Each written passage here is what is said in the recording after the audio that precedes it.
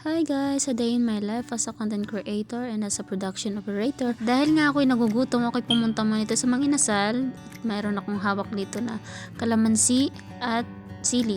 Kung mapapansin nyo guys na nandito ako kumakain ngayon mag-isa, talagang mag-isa lang po ako, sinasanay ko lang sarili kong mag-isa. Kasi po hindi naman panghabang buhay yung mga nakakasama natin ay lagi po silang nandyan sa atin. Kaya mas mabuti pang sanayin natin na mag-isa. Kung di nyo lang po matanong bakit po nandito po ako ngayon at dahil wala po akong pasok ngayon, sa kadahilan ng ako po yung nakalib ngayon dahil kumukuha po ako ng loyalty card kasi habang bata yo, kailangan natin kumuha ng bahay. Alam mo na, for investment, kasi pag tanda mo, parang may makita ka naman sa kita mo.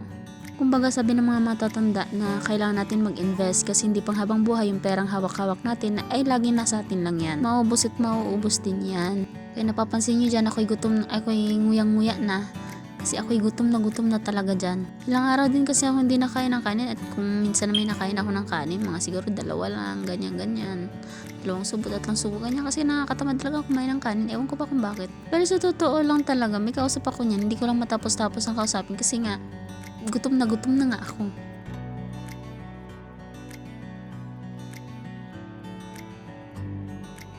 So way back, kaya ako nakalib ngayon talaga kasi kuha talaga ako ng mga IDs ko. Kasi kukumpletuhin ko. Kasi para na akong kolorom. Alam niyo yun?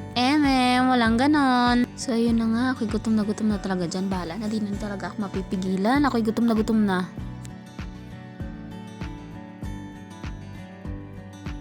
Ako, huwag nyo nang pansinin ko ano may yung pagkain ko dyan. Basta manood na lang kayo. At iyan pa nga, meron pa nga akong nakita dito. Gutom na kasi ako, kailangan ko kainin. Luto naman siya, kaso lang, para siyang may, alam mo yung bloods, char. Walang ganon.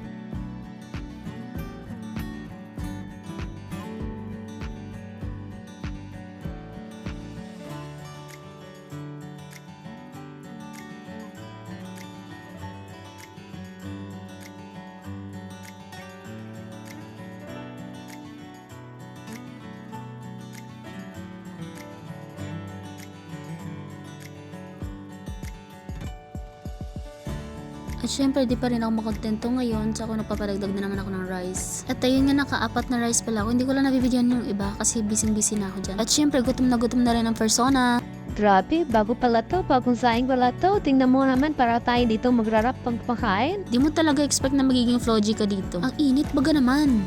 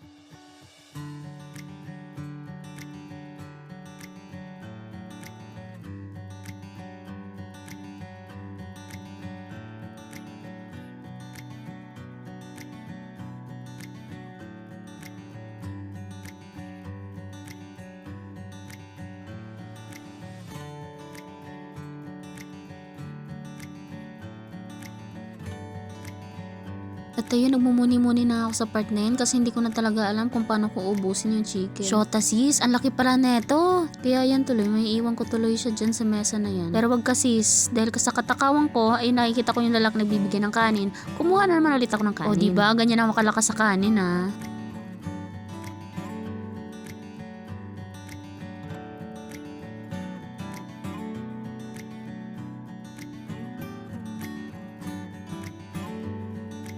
Grabe, nag-enjoy talaga ako sa araw ngayon. Kahit ako lang mag-isa. Tingnan mo nga naman. Di ako makapaniwala. Sobrang laki talaga ng chicken. Kasi sa kadalasan talagang pinupuntahan ko mang inasal, yung chicken talaga nila, sobrang liit lang talaga. Tapos sunog-sunog pa. Unlike dyan na may talagang juicy pa talaga siya. Tapos meron pa siyang blood.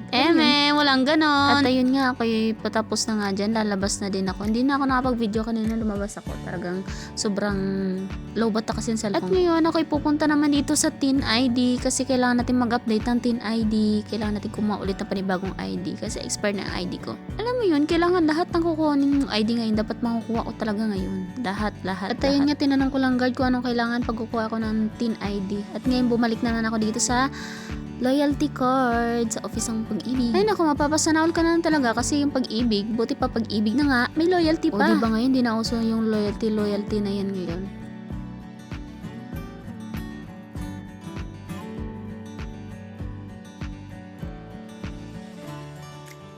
At dahil dyan, nakakuha ko na ng ID, nandito na naman ako ngayon sa PhilHealth. Ayun, ang habat talaga ng pila, sis. Pero ako, maupo lang muna ako dito sa dabi, kaya tatawagin na lang daw ako. Ang galing talaga ng babae dyan na magtatawag talaga. Tawag ba naman sa akin, kasas? Dahil tapos na, ako'y pauwi na, pupunta naman ako ng complex kasi mabili naman ako ng sabon. So hanggang dito na lang guys, magpapaalam na ako sa inyo, bye-bye!